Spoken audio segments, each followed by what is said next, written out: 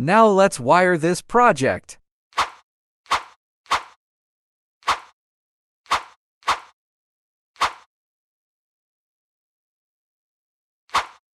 This project is entirely online. No software or hardware needed at all. Make sure to watch till the end for the website and for the code explanation. While waiting for the code to be ready, make sure to subscribe because I have priceless, valuable embedded electronic tools and insights for you. You will outshine your engineer friends if you follow me.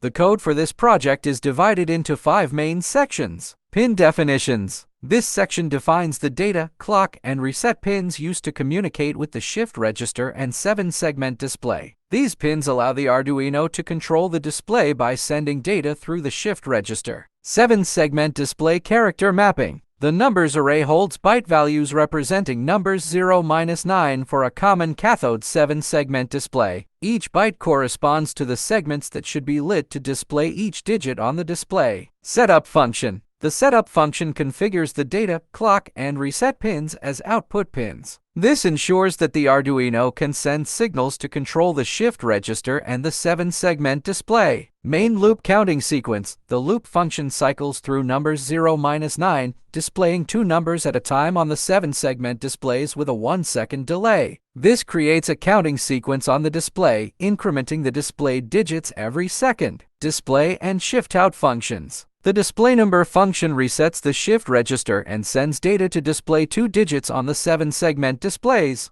The custom shift out function controls the clock and data signals to shift each bit of data to the 7-segment displays, creating the required display pattern. This project is simulated on a website called pbx.com. And there we go. We created our own 7-segment LCD display. Don't forget to subscribe for more simple yet powerful embedded electronics projects.